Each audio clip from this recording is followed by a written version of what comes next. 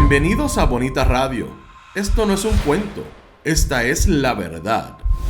En breves segundos la periodista Carmen Enita Acevedo estará con ustedes. Bonita Radio está disponible en Facebook, Instagram, Twitter, Spotify, Google Podcast, YouTube, iVoox y iTunes. Agradecemos a nuestros auspiciadores: Cooperativa Seno Gandía, Solidez y Futuro, Buen Vecino Café. Nuestras transmisiones son viables también gracias al apoyo de ustedes. Pueden enviar sus donativos accediendo a bonitaradio.net. Allí podrán realizar su aportación a través de PayPal o tarjetas de crédito. También pueden realizar su donativo por ATH Móvil Negocios a la Fundación Periodismo 21. O pueden enviar un cheque o giro postal a PMB número 284, P.O. Box 194000, San Juan, Puerto Rico 00919-4000. Bonita Radio, esto no es un cuento, esta es la verdad. Con ustedes, la periodista Carmen Enita Acevedo, en directo desde el estudio Roberto el Indio Acevedo.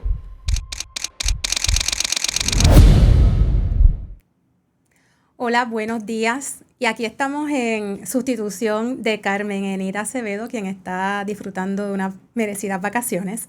Mi nombre es Mildred Rivera Marrero, soy gerontóloga y soy decana de Desarrollo Institucional también en la Universidad Central del Caribe en Bayamón. Y hoy quisimos hacer este programa dedicado a un tema que muchas veces no queremos hablar. Es un tema que tiene mucho estigma social. Sin embargo, está alrededor nuestro, en todas nuestras familias, podríamos decir, de una manera u otra, en todas nuestras instituciones, y a veces no queremos verlo y no queremos trabajar con él. Estamos hablando del abuso de uso de sustancias, uso y abuso de sustancias. Y para hablar de este tema, tenemos hoy a dos personas expertas de la Universidad Central del Caribe, que es el doctor Andrés Calvo. Buenos días, doctor. Buenos días, mi nombre es Andrés Calvo. Gracias por invitarnos. Soy médico internista y tengo una subespecialidad en medicina de adicciones de la Universidad Central del Caribe, del programa del Fellowship de Addiction Medicine, que en español sería medicina de adicciones, y nos especializamos en todo lo que es el manejo de uso de sustancias, desde cualquier uso de sustancias de sustancias legales hasta sustancias ilegales o medicadas por médicos. Y a veces, doctor, pensamos que el uso de sustancias o el abuso, la persona adicta, es esta persona que vemos, ¿verdad? Esta imagen que tenemos de una persona quizás en la calle, que no tiene vivienda, y que lo vemos, ¿verdad?, con un aspecto desatendido, un aspecto físico desatendido, pero eso es el estigma que tenemos, ¿verdad? Esa es la imagen que tenemos, que no es necesariamente cierta. Así que hoy vamos a hablar de todo este espectro de lo que es uso y abuso de sustancias y adicción en nuestra sociedad, y que cubre desde el profesional que es funcional, que trabaja, que está muy bien, ¿verdad? Aparentemente está muy bien en términos sociales, hasta la persona que quizás no lo es. Así que vamos a hablar un poquito de qué es adicción. Vamos a definir qué es adicción. Claro. Lo más importante para lo que es la enfermedad de adicción es definirla como se define médicamente y científicamente, ¿verdad? Esto es una enfermedad que es una enfermedad crónica, una enfermedad tratable, una enfermedad que es del cerebro, de los circuitos del cerebro, que tiene que ver mucho con la genética y la epigenética, con el medio ambiente de la persona y con las experiencias de vida de una persona, ¿verdad? O sea, que involucra todo lo que es biológico, todo lo que es psicológico, todo lo que es social, y hasta podemos poner la parte espiritual, que no nos referimos a la parte religiosa, sino nos referimos a la parte de cómo es la virtud de la persona, cómo se afecta la moral, la ética de una persona, lo que define a una persona como sí. Pues eso puede ser afectado a raíz del uso de sustancias que lleve a la enfermedad de adicción, ¿verdad? Cuando vamos por lo que es la definición por DSM-5, que es como se rigen todas las enfermedades mentales en medicina, pues esto se cataloga como un trastorno de uso de sustancia, ¿verdad? Estaría el trastorno de uso de alcohol, trastorno de uso de cocaína, trastorno de uso de cannabis o otras sustancias que puedan ser utilizadas para crear la adicción. Menciona algo que me parece que es importante tocar antes de seguir. Menciona que uno de los factores por los que una persona puede ser adicta tiene que ver con genética, con herencia genética. ¿Eso qué significa? Si mi papá era usuario de alguna sustancia, yo podría tener quizá un riesgo mayor de tener un trastorno de uso de sustancias? Sí, exacto. Lo que se llama la genética o epigenética sobre lo que es el trastorno de uso de sustancias o la enfermedad de adicción, ya se cataloga como un riesgo mayor. No significa que uno hereda un gen específico y ya uno va a tener una adicción en un futuro, o como que por tener un papá o un abuelo o mamá o familiares cercanos que tengan trastorno por uso de sustancia o la enfermedad de adicción, no significa que la persona que tenga esa genética vaya a tener el trastorno, pero sí significa que si esa persona utiliza o abusa de una sustancia múltiples veces o a raíz de muchos años, pues el riesgo de esa persona a tener adicción es mayor a una persona que no tenga esa epigenética. Y lo que se refiere a genética y epigenética, la epigenética es la parte de la genética que por el ambiente, las situaciones de vida de una persona o los rasgos de vida de una persona, pues esos genes pueden ser se pueden traslocar mayormente en esa persona y llevarlo a una enfermedad de adicción, o más severa o más rápido.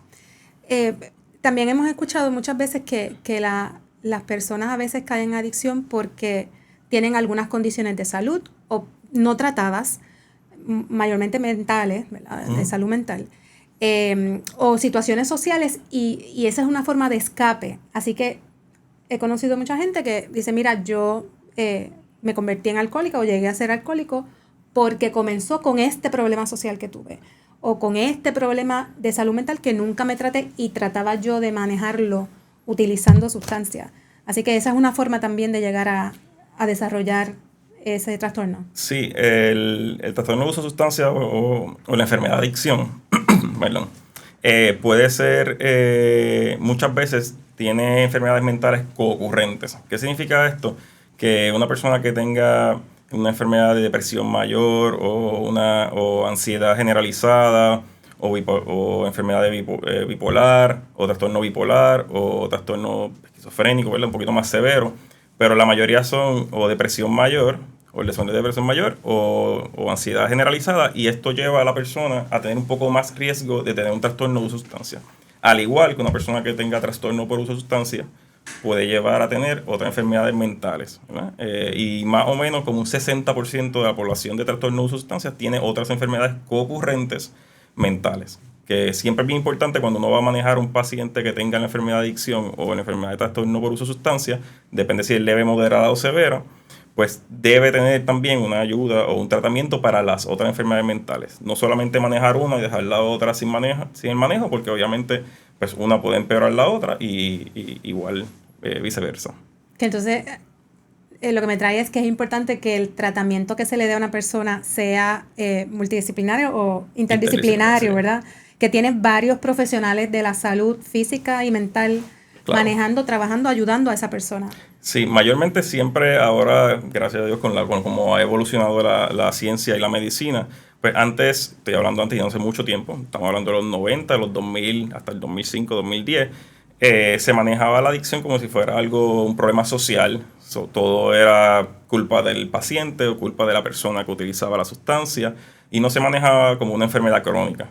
Al ya tanta ciencia comprobar que esto es una enfermedad que sí afecta a la parte del cuerpo, el cerebro y otras partes más del cuerpo, pues se maneja, como estamos hablando, ¿verdad?, de un manejo interdisciplinario. Como expliqué al principio, una enfermedad que afecta a la parte biológica, la parte psicológica, que son las enfermedades mentales, la parte social, cómo esa persona se involucra en la sociedad y cómo afecta esto a los familiares, a las personas cercanas, al trabajo, a todo lo que es esa persona como ser. Y también afecta también la parte espiritual, que es como hablamos de la moral, las virtudes, la ética de esa persona y el mismo sentir de esa persona consigo mismo, que muchas veces por este estigma tan grande que hay en la población, la persona, en otras palabras, pues se siente mal sobre ella misma y se puede tirar, puede estar socavado, o sea, como que todas estas partes que afecta a esta persona, pues todo eso se tiene que ayudar. No solamente la parte biológica, no hay ningún medicamento que sea mágico y maneje eso 100%, y tampoco solamente se puede manejar la parte mental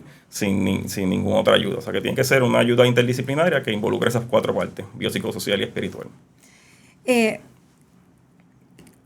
Una de las cosas que muchas veces se menciona es que, y usted me aclarará si es cierto, que que la adicción obviamente te hace daño físicamente, ¿verdad? Y mentalmente.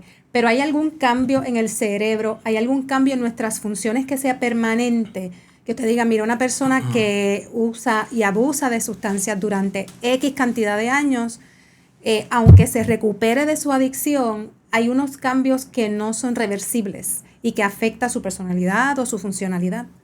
Pues sí puede ser que haya cambios que no son reversibles, ¿verdad? Como hablé al principio, es una enfermedad crónica, significa que ese efecto que tuvo en el cerebro, dependiendo si comenzó a temprana edad, entre los 13 y 25 años, y esos son los años más importantes del desarrollo del cerebro de esa persona, la parte prefrontal del cerebro, que es esta parte que está acá arribita encima de los ojos, pues es donde más se afecta, ¿verdad? Esa parte prefrontal del cerebro lo que hace es que donde se toman las decisiones, donde esa parte del cerebro donde decide si esto está bien, esto está mal, si esto tiene riesgo, si esto no tiene riesgo, pues eso se desarrolla entre los 13 y 25 años. Si el uso de sustancia es severo entre esa edad, pues ese desarrollo no se da completo y no significa que el cerebro, como habían antes los anuncios, que se fríe como un huevito frito y ese anuncio bien drástico que había, ¿sabes? Yo me acuerdo salía en los cines, o que ya perdiste la vida por eso. No, técnicamente significa que el desarrollo fue incompleto y esa parte, pues, en otras palabras, si la ponemos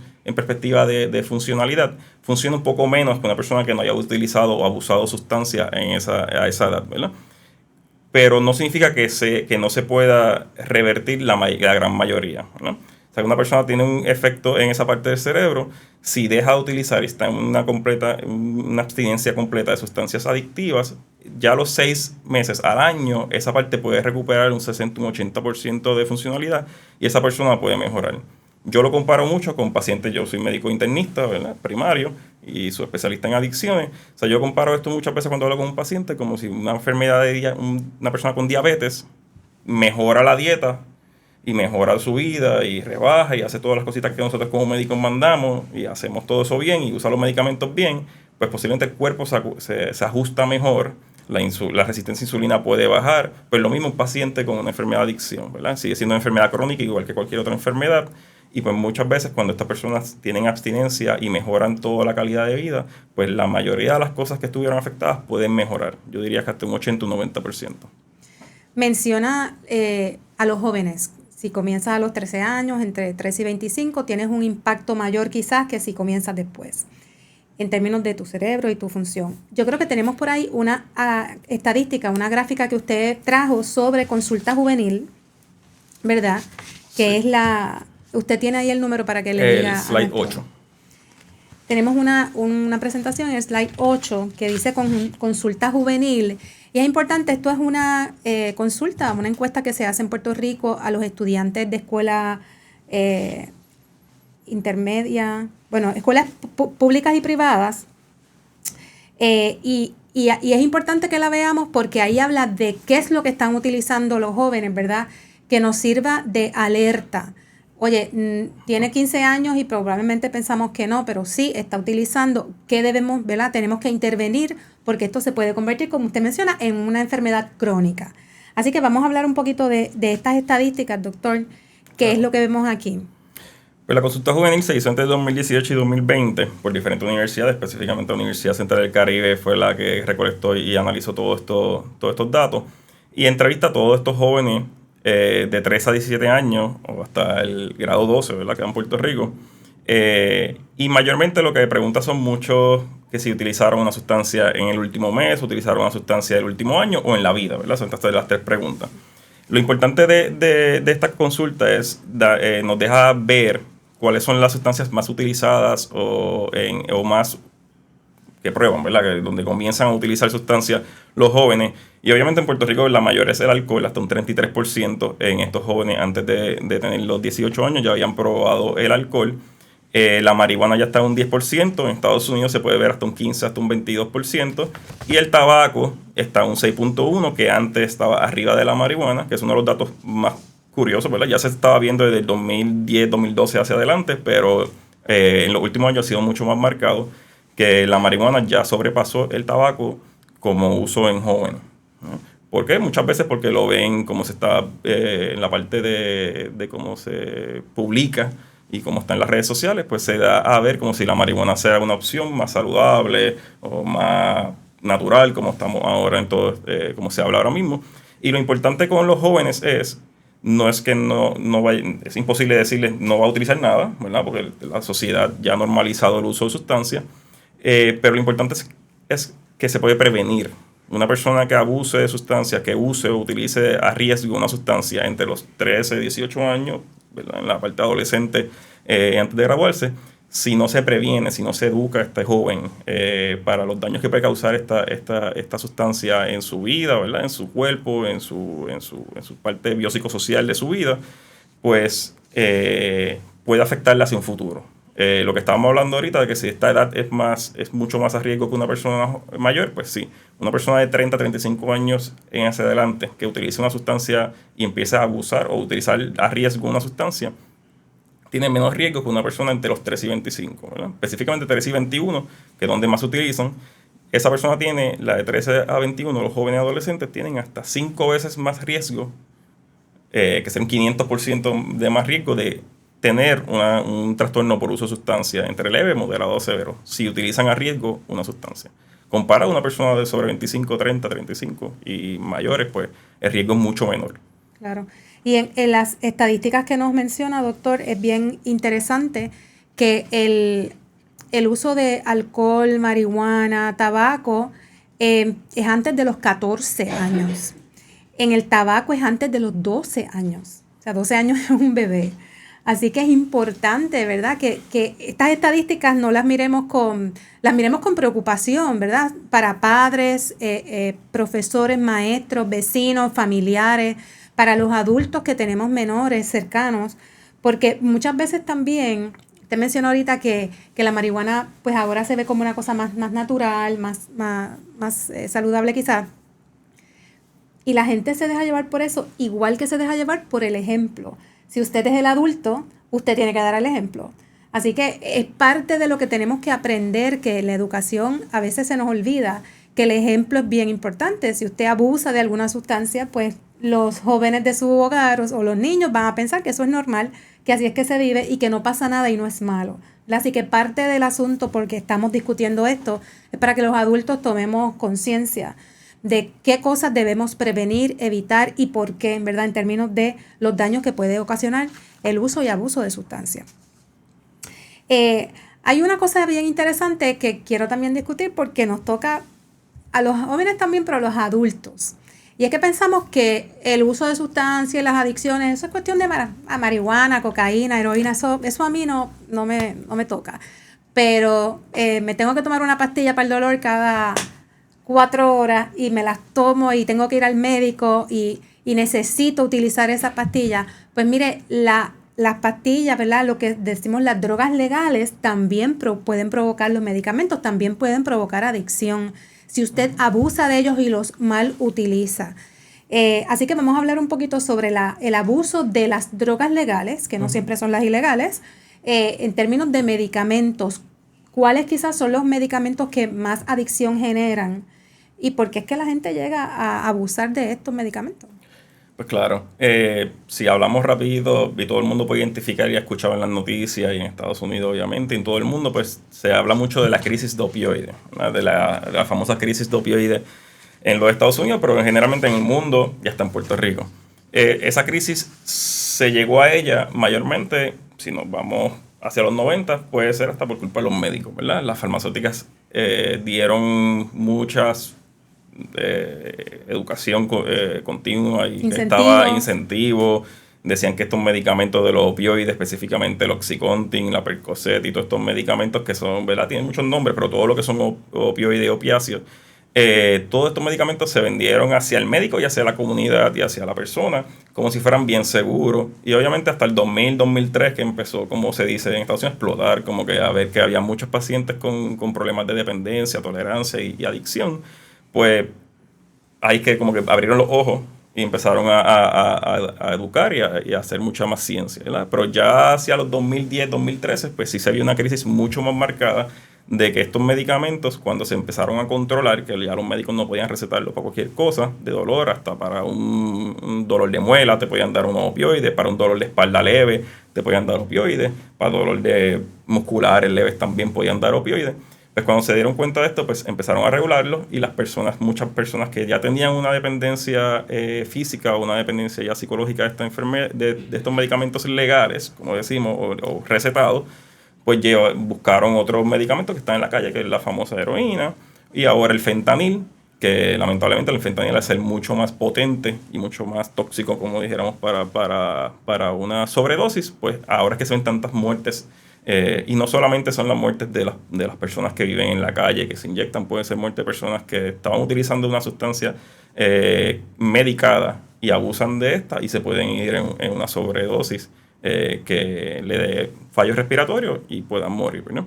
Pero sí, muchos medicamentos recetados, específicamente los opioides o las mezclas de opioides con otros medicamentos, sí son medicamentos psicoadictivos y si la persona los utiliza de la manera que el médico lo receta y por corto tiempo, que no se deben recetar por más de 14 días, a menos que sea un dolor severo, como un cáncer o una enfermedad crónica severa, que esté regulada, que el médico lo siga cada cierto tiempo, pues el medicamento no se debe utilizar de más de 7 a 14 días si es por dolor y después se deben buscar otras alternativas. Y adicional a esto, pues están las famosas benzodiazepinas, que lamentablemente en la medicina primaria el mismo médico a veces abusa de ese medicamento para cosas que no deben ser recetadas y sí puede crear una dependencia más psicológica y más física, pero en la parte de siempre se utilizan para la insomnio mayormente o para la ansiedad. Y si la persona no busca otra ayuda, igual que en todas las demás problemas de la salud mental, que debe ser biopsicosocial, ¿verdad? Y espiritual, si la persona solamente y las puede abusar, se la medican 2 veces al día, la utiliza 3-4 veces al día, pues puede traer muchos problemas, igual que cualquier otra sustancia que sea ilegal. Cuando habla de benzodiazepina, dígame nombres que son comunes para que la gente entienda cuáles son. En Puerto Rico la más recetada es la Klonopin. La famosa Klonopin se receta varias veces al día, puede ser para dormir, puede ser para la ansiedad. Normalmente sí se puede dar para ataques de pánico, ese es el diagnóstico que se debe dar para este tipo de medicamentos. Pero muchas veces se da para que la persona pueda dormir mejor o bajar la ansiedad, pero no debe ser la primera opción de un médico, ¿no? Pero por razones igual que ha pasado con otros medicamentos, pues ha cogido mucho auge en la población, las personas le gusta de la manera que hace sentir y fácil de dormir, y pues se utiliza mucho, ¿verdad? El utilizar ese medicamento como recetado, y si el médico lo receta bien, sin riesgo a la persona, pues no debe crear una dependencia o una adicción a ese medicamento. Pero si el medicamento se abusa o se utiliza a largo tiempo y no se busca otra manera de prevenir o tratar la insomnia, o tratar la ansiedad, o tratar el trastorno de depresión, o sea, si no se maneja eso con psicólogos, con psiquiatras, con especialistas de salud mental, pues el uso continuo de este medicamento sí puede llevar a una dependencia y hasta problemas sociales que ya se catalogue como un trastorno de uso de sustancias. Específicamente sería el trastorno de uso de benzodiazepina, que también se puede diagnosticar. Yo creo que una de las cosas que tenemos que pensar, aprender y analizar sobre el problema de la adicción es que a veces nos pasamos la vida poniéndole frosting a las cosas y no duermo y entonces tomo medicamentos y tengo ansiedad y tomo medicamentos, etcétera. Y yo creo que es importante no solo que no caigamos ahí, ¿verdad?, en el abuso de uso de sustancias, pero que veamos de dónde sale. ¿Por qué yo no duermo? ¿Por qué yo tengo esta ansiedad que me vuelve loca, que no me deja hacer las cosas, que sigo comiendo como loca o que no como, o que tengo un problema de comportamiento provocado por esta ansiedad o porque estoy deprimida, ¿verdad?, porque estoy muy triste? ¿Cuál es la raíz? Yo creo que importante en la medicina es que sí nos ayudan, pero también tenemos que buscar cuál es el problema básico, por qué es que me siento así, por qué estoy actuando de esa manera, y entonces tratar de solucionar eso, ¿verdad? A veces seguimos de pastilla en pastilla y ese problema que quizás lo sabemos no lo queremos tocar, ¿verdad? No lo queremos solucionar. Así que es importante, yo creo que las personas entiendan que vivir saludable es como manejar ese problema, ¿verdad? Que está ahí. En nuestra psiquis y en nuestra vida diaria. Y hay una gráfica adicional que me gustaría que nos pusieran, que es la que dice crisis de opioides, para que veamos bien, porque esto es bien serio, porque como es legal y como vamos al médico y vamos a la farmacia y lo podemos comprar, pues creemos que está bien. De hecho, en Puerto Rico hay un sistema que usted me dirá ahorita de qué se trata. Es un programa que se creó me parece que por el Departamento de Salud o el gobierno, que vigila, ¿verdad?, en términos de las farmacias, cuántas recetas se emiten en Puerto Rico, y ellos han podido hacer un track, una evaluación de qué compra qué persona y en qué cantidad. Y han podido analizar unas cosas que son bien alarmantes, de que usted va a esta farmacia y compra benzodiazepinas, por decir, y va a la otra y compra, y va a la otra y compra, y va a la otra y compra. Y hay personas que tienen un récord que asusta de la cantidad de droga que han podido comprar en diferentes farmacias, ¿verdad? Así que es importante que nosotros veamos eso. Y me están recordando que tenemos que mencionar que este espacio lo tenemos gracias al Café Buen Vecino y también a la cooperativa Seno Gandía. Así que muchas gracias por eso. Vamos a ver la gráfica que tenemos sobre los opioides, que habla un poquito, es la anterior, que habla de que en 2021, esa misma, cuéntenos un poquito sobre esta gráfica, doctor. Pues estas son estadísticas del CDC y del NIDA, que es el National Institute of Drug Abuse. Se puede buscar, cualquier persona que esté interesada en buscar estos detalles y estas estadísticas puede entrar a Google o cualquier search engine y buscar NIDA o CDC y buscar drugs y sale rapidito la estadística. Pues la estadística de Opioid Crisis del 2021, pues lo que nos dice es que hasta 107,000 personas murieron por drug overdose, por una sobredosis de drogas en general, pero casi el 80% de estas personas, las muertes fueron causadas por opioides.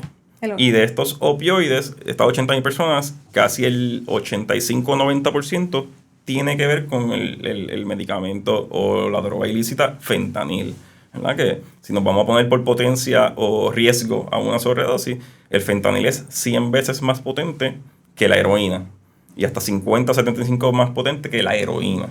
Y el fentanil es algo ilegal, no es un medicamento que se receta o que se utiliza para algún tipo de enfermedad. Pues, el fentanil es un medicamento que si cuando se utiliza en el hospital es legal, ¿verdad? Un medicamento que sí lo hacen farmacéuticas americanas, alemanas, de diferentes partes del mundo, pero la manera que está hecha para la parte médica, que puede ser para un suero, en un paciente que está entubado, un paciente intensivo, un paciente que necesita un medicamento para dolor severo, y para pacientes de cáncer, enfermedades crónicas terminales que tienen dolores severos, se pueden poner parchos de fentanil, que son los famosos parchos de fentanil, pero esos medicamentos están mucho más controlados. ¿Qué pasa?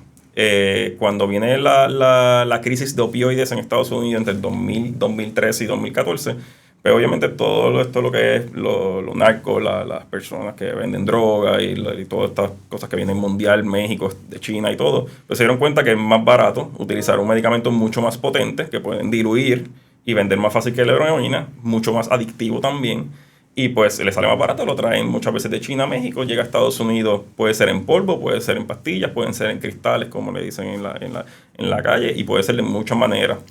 Ahora mismo el peligro es que hay pastillas que venden en la calle, que te la venden como un opioide, ponle como una Percocet o una Oxycontin, y está lo que dicen lace en inglés, que sería que está o rociado o está mezclado con fentanil. Y tú puedes tener un joven o una persona mayor o una persona común que quizás abusa de o usa pastilla y no se inyecta nada y piensa que está a menos riesgo, pero al comprarle esta sustancia en la calle, en un sitio que obviamente no es una farmacia y no está recetado y no está controlado, pues puede tener una sobredosis. Y eso está viendo mucho en los jóvenes en Estados Unidos. En Puerto Rico hay también, obviamente, muchos casos. Lamentablemente en Puerto Rico las estadísticas de Puerto Rico no están al día como quisiéramos tenerlas, pero sí se ve en la parte legal, en la parte de medicamentos, y también se ve en la calle, como decimos acá, que se venden en diferentes puntos de droga, pues se venden de todo, desde fentanil, heroína, hasta pastillas que pueden ser opioides, pero pueden estar mezclados con fentanil. Y las estadísticas que tenemos indican que en Puerto Rico el año pasado sí tuvimos 523 casos de sobredosis por opioides. O sea, aunque las estadísticas no están al día, fíjense la cantidad de sobredosis que tuvimos el año pasado por abuso de opioides. Y en términos de costos, ¿verdad? El CDC estima que económicamente la prescripción de opioides y el abuso solamente implica 78.5 billones al año. 78.500 millones al año es lo que se utiliza o se gasta en opioides al año, esto en Estados Unidos. Y esa estadística es específicamente solamente a opioides recetados por médicos. A eso estamos obviando la parte ilegal del market, ¿verdad? De lo que es el mercado ilegal.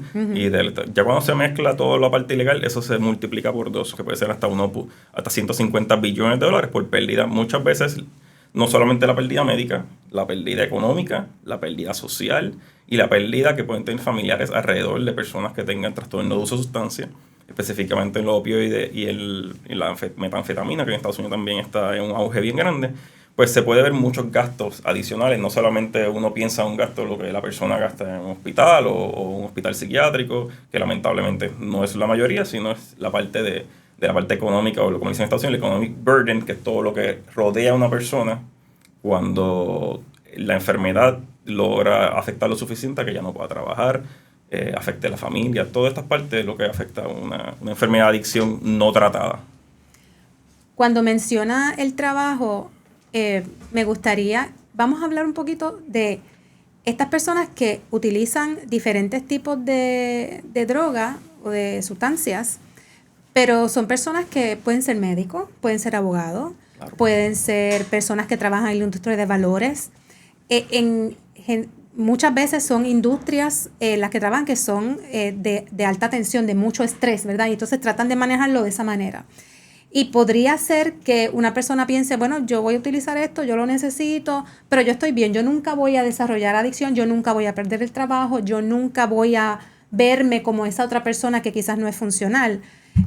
¿Cuán real es eso? Pues claro, esta enfermedad no discrimina a nadie. Esta enfermedad podría darme a mí, que soy experto en manejar este tipo de pacientes, le podría dar a cualquier persona, ¿verdad? Lo que es el trastorno por uso de sustancia o la enfermedad de adicción no discrimina. Puede darle a una persona profesional, puede darle a una persona que no sea profesional, puede darle a un joven, puede darle a una persona adulta y hasta geriátrica, ¿verdad? O sea, es una enfermedad que involucra todo el ser humano, ¿verdad? Y no discrimina. Definitivamente hay personas que justifican el uso y piensan que son funcionales, pero cuando una persona experta, un psicólogo, un consejero en abuso de sustancias, un médico como yo, un psiquiatra, podría identificar otras cosas que quizás esa persona misma no identifica. Muchas personas que tienen el trastorno por uso de sustancias no identifican la mayoría de los problemas que tienen, específicamente por la parte del cerebro, ¿verdad? El efecto que tiene esta enfermedad en el cerebro, en la parte prefrontal y la parte occipital y la parte medial del cerebro, pues evita que esta persona se dé cuenta de muchos de los errores o muchas de las problemáticas que están rodeándolo. Puede ser que físicamente no se vea, pero puede tener problemas sociales, divorcios, problemas con la familia, problemas en el trabajo, en jóvenes problemas académicos, problemas en lo social. Me alejo de las amistades que son saludables, me acerco a otras, pierdo el tiempo, dejo los hobbies, dejo la parte social educacional, dejo toda esa parte, afecta, y ya con eso pues hay unas guías de diagnóstico que uno se puede dar cuenta, depende de los síntomas o la sintomatología social que tiene esa persona para un diagnóstico. ¿Verdad? Lo más importante, y para ir acabando, ¿verdad?, de mi parte, es que se tiene que dejar el estigma, hay que empezar a educar mucho más a la población, educar a los mismos trabajadores de salud mental y salud primaria, médicos primarios. Lamentablemente no hay mucha educación en esto. Nosotros en el programa de la Universidad Central Caribe estamos tratando de hacer esto, ¿verdad? Salir en radio, en la luz pública, para educar que esto es una enfermedad crónica tratable, que si se maneja con prevención es lo mejor. Prevenir una enfermedad es lo mejor. Si uno previene la diabetes, la obesidad, la presión alta, es lo mismo. Vamos a prevenir el uso de sustancias y el abuso de sustancias para prevenir la enfermedad de adicción, ¿verdad? Y el manejo, tener las oportunidades de dar tratamiento interdisciplinario a estas personas, que lamentablemente en Puerto Rico y en Estados Unidos no somos suficientes y no estamos dando lo que debería tener esa persona. Y específicamente que todo el mundo, la sociedad se dé cuenta que esto es una enfermedad, dejar de estigmatizar, de tirar a esta persona hacia el lado, de decir que esto es un problema porque le da la gana, que se lo he escuchado mucho, esto es un problema de esa persona, esto fue porque se lo buscó. Todas esas cosas son un estigma que se ha creado desde los 60, 70, 80s y para arriba, y ya es algo que está obsoleto. Debemos ver esto como una enfermedad que afecta, para terminar de nuevo, ¿verdad? Afecta la parte biológica, psicológica, social y espiritual de una persona, y se debe manejar de esa manera. Cuando se maneja esta enfermedad y se maneja bien, estas personas tienen desde un 60 a un 80% de poder salir de esta enfermedad o poder tener una abstinencia crónica y un manejo de vida mucho más saludable. Eso es lo más importante. Hay que manejar esta enfermedad como cualquier otra enfermedad, como la diabetes, como la presión alta, como todas las demás enfermedades primarias de una persona, pues igual se debe manejar la enfermedad de adicción. Y eso nos deja ver, doctor, y qué bueno que menciona todo esto, que para atender este problema todos podemos poner de nuestra parte, ¿verdad? Claro. Aquí está todo el mundo, el vecino, el amigo, el familiar, el médico, el psicólogo, el maestro, ¿verdad? Todo el mundo, el policía, tiene una función para ayudar a esa persona a manejar su problema, a prevenir, porque vamos a hablar en breve sobre la prevención, y a tratar a esa persona, no estigmatizarla. Y eso es bien importante porque lo hace, yo creo que todo el mundo, o sea, en todas las esferas sociales, hay gente que estigmatiza a una persona que usa y abusa, ¿verdad? de sustancias. Y es bien importante que nosotros podamos ponernos al frente y decir, yo también tengo una responsabilidad, yo también puedo ayudar a esta persona. Y yo también tengo que ver, ¿verdad? Limpiarse un poquito los espejuelos y ver el problema. A veces lo queremos como también tapar y pues esto no es tan malo y no queremos suavizar el asunto, pero tenemos que entender que es un problema que puede ser bien crítico. Hemos visto las estadísticas de sobredosis, hemos visto todas personas que han terminado en la calle, muertas, con mucho problema social. Y es bien importante que todos seamos parte de la solución. Así que muchas gracias, doctor. Por estar con nosotros hoy. Menciono nuevamente al doctor Andrés Calvo, que es director asociado del Fellowship de Medicina en Adicción de la Universidad Central del Caribe. Y para explicar qué es eso, el Fellowship está dedicado a médicos con especialidades primarias que entonces quieren especializarse en el tema de abuso de sustancias, de adicción, para atender, manejar y ayudar, ¿verdad?, a atender el problema de los pacientes con esta situación. Así que muchas gracias, doctor. Muchas gracias, un placer. Gracias. Claro. Bueno, y nosotros vamos a continuar con la doctora Luz Ramos. La doctora Luz Ramos fue directora del programa de de consejería en abuso de sustancias en la Universidad Central del Caribe y ahora es la decana de la Escuela de Ciencias y Tecnología de la Salud. Buenos días. Hola, buenos días a todos. Un placer saludarles. Gracias por estar aquí, que sé que estuvo en la convención de psicólogos, ¿no? Este fin de semana. Sí, en la Asociación de Psicología. Muy buena que estuvo. Qué bueno. Y la hicimos madrugar para estar aquí. Sí, así que muchas gracias. Pues, doctora, quisiéramos hablar con usted sobre la prevención. Hemos hablado de todo el problema, ¿verdad?, la situación con abuso de sustancias, los factores, etcétera, el impacto. Pero, ¿cómo podemos prevenir? Particularmente comenzando con la juventud, ¿verdad? Ese adolescente que empieza a probar con diferentes sustancias, el alcohol, el cigarrillo, la marihuana. A veces pensamos que si se da una cervecita no importa, si fuma, pero sí, es un asunto que hay que mirar y atender porque puede tener consecuencias mucho más serias. Sí, efectivamente, sabemos que los jóvenes están llenos de presiones sociales, ¿verdad? Además de quizás lo que aprenden en nuestras casas, los factores genéticos, como mencionó el doctor Calvo, todas esas cosas son influencias, los traumas que pueden haber vivido de niño, ¿verdad? Y todas esas cosas son influencias que pueden tener estos jóvenes a la hora de tomar decisiones antes de usar sustancias, ¿verdad?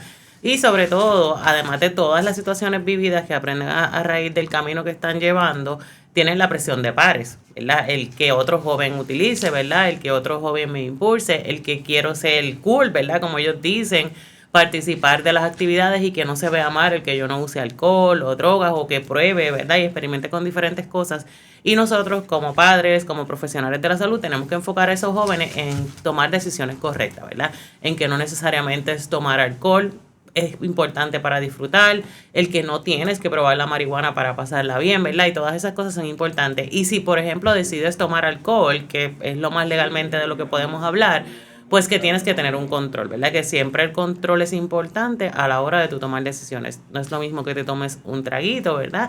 Y que te tomes 5, o que si te tomas 1, tomes agua entre medio, ¿verdad? Hay factores que te pueden llevar a pensar en que no solamente necesitas eso para disfrutar, ¿verdad? En involucrar a estos jóvenes en las escuelas que participen de deportes, de actividades sociales que sean educativas, de actividades donde los motiven a ellos a tener logros específicos, que no solamente el teatro, la música, el baile, ¿verdad? Que hay muchas cosas que ellos pueden hacer que no necesariamente tienen que conllevar el utilizar sustancias, ¿verdad? Y que ellos sepan que pueden lograr muchas cosas y que también pueden quizás probar el alcohol, pero no caer en un momento de adicción. Y eso es importante dejárselo saber de antemano, sobre todo no solamente los padres, las escuelas, los profesionales y toda la gente que está alrededor de ellos.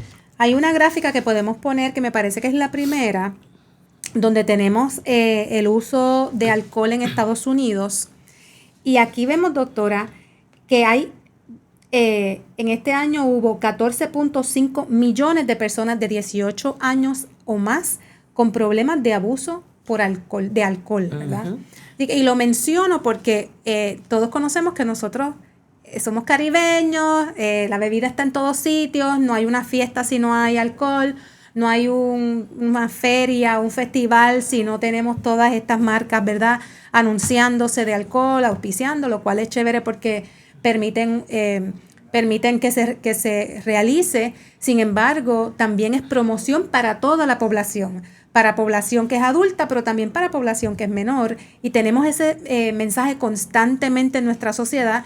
Y también esa idea errada de que como somos boricuas hay que beber todo el tiempo. Uh-huh. Y eso tenemos que hacerlo con responsabilidad, ¿verdad? Porque todos podemos caer en un problema de uso y abuso de alcohol en este caso. Y no solamente eso, si vamos a la encuesta juvenil que había mencionado el doctor Calvo anteriormente, vemos que aún así de que la marihuana ha aumentado el uso en los jóvenes desde escuela intermedia, muchos hasta en escuela elemental, ¿verdad? Están comenzando en el uso de alcohol y eso es preocupante para nosotros los puertorriqueños porque sigue siendo la droga más utilizada por los jóvenes, ¿verdad? Y entonces ellos tienen el acceso, muchos sitios lo controlan por la edad, ¿verdad? Pero muchos sitios tienen el acceso de que se lo venden, que está accesible en los puestos de gasolina, en los sitios donde quiera, ¿verdad? Usted ve ahora mismo en los garajes de gasolina, ponen banquitos para que la gente se quede bebiendo afuera y posiblemente el que le está vendiendo le pregunta la edad, pero posiblemente va un adulto un poquito que tenga 18 años, ¿verdad? Porque ya aquí el alcohol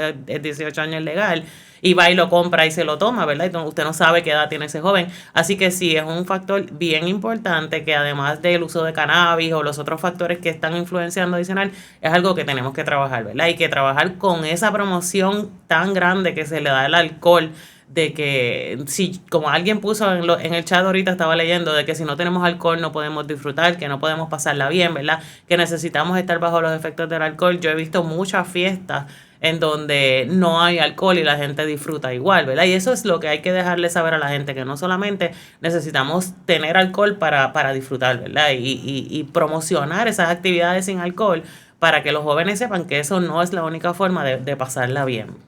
Y usted menciona, ¿verdad?, toda esta avalancha que tenemos hace muchos años, hace muchas décadas, del alcohol, del cigarrillo. Y hay que mencionar que el cigarrillo, por ejemplo, se ha ido regulando por el daño que hace y se le obliga a las tabacaleras a poner ¿verdad?, en la cajetilla de cigarrillo que esto hace daño, etcétera.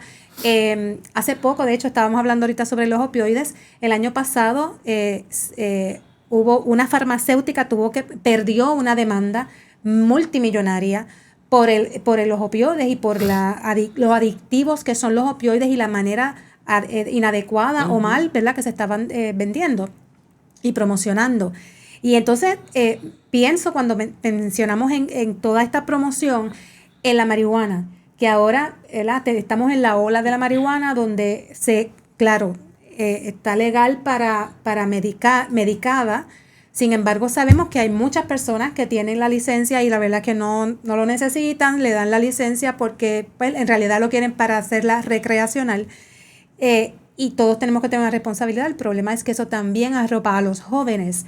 Y estábamos mencionando fuera de cámara el otro día que también hay una situación que es que lo están utilizando con el vaping, ¿verdad? Que es tan negativo para la persona. Vamos a hablar un poquito de eso, de esa tendencia también. Sí, hay un error, ¿verdad? Y lo estaba leyendo bastante en el chat sobre el uso de medicamentos, el uso de opioides, ¿verdad? Y el doctor Calvo lo estaba explicando y hay mucha gente escribiendo en el chat sobre que los médicos promocionan el uso de diferentes medicamentos, ¿verdad?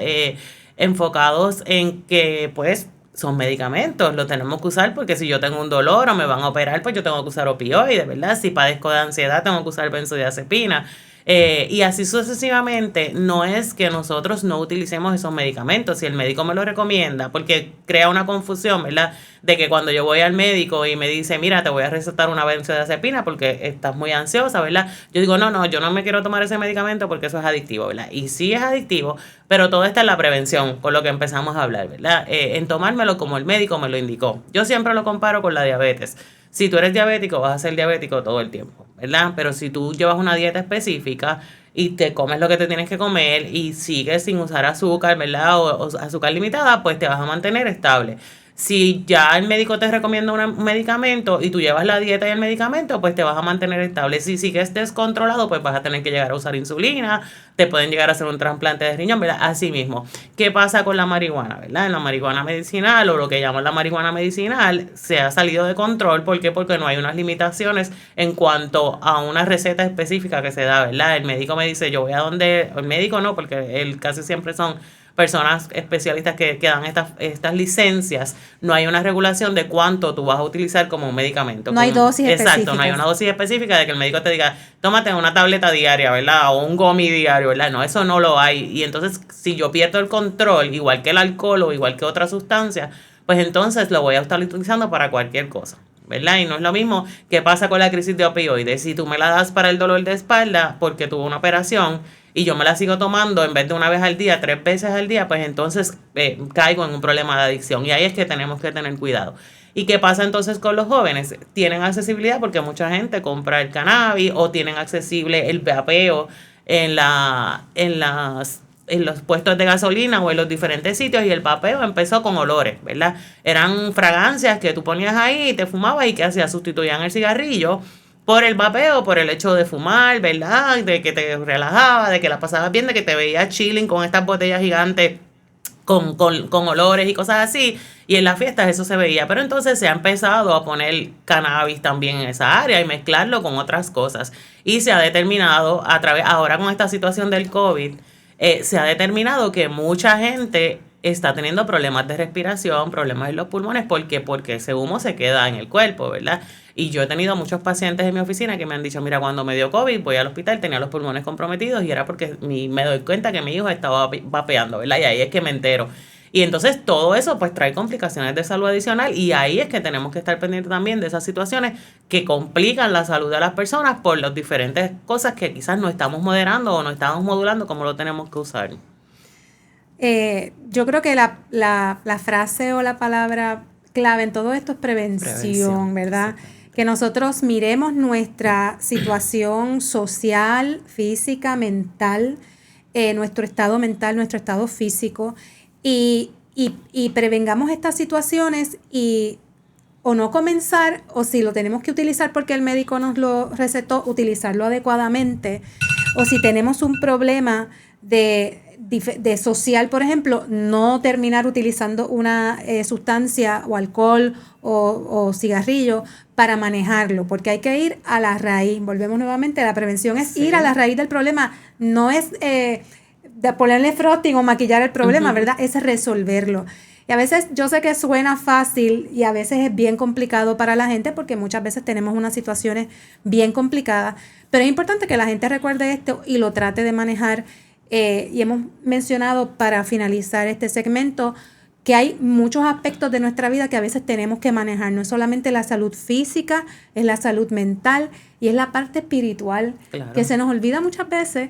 Y no es que usted se meta en una iglesia y que, ¿verdad?, se vuelva el más religioso, es que usted cultive esa parte emocional, esa salud mental suya, y que vaya a los profesionales de la salud mental y física con los que tiene que atenderse, ¿verdad? Así que vamos a tratar de mejorar nuestra vida y vivir una vida más saludable, mirando todo, ese 360 de nuestra vida. Nosotros somos multidimensionales, ¿verdad? No somos unidireccionales. Así que esperamos que este programa les haya ayudado, les haya servido para educarse, para entender un poco más el problema del uso y abuso de sustancias. Y agradezco a la doctora Luz Ramos de la Universidad Central del Caribe que haya estado con nosotros hoy también, al doctor Andrés Calvo que estuvo con nosotros primero, y yo soy Mildred Rivera Marrero. Agradezco muchísimo que hayan estado con nosotros. Esperamos que nos vuelvan a invitar. Estamos disponibles para seguir educando, porque eso es lo que tenemos, ¿verdad?, como meta, educar. Así que muy buenos días, que estén bien y gracias. Que estén bien.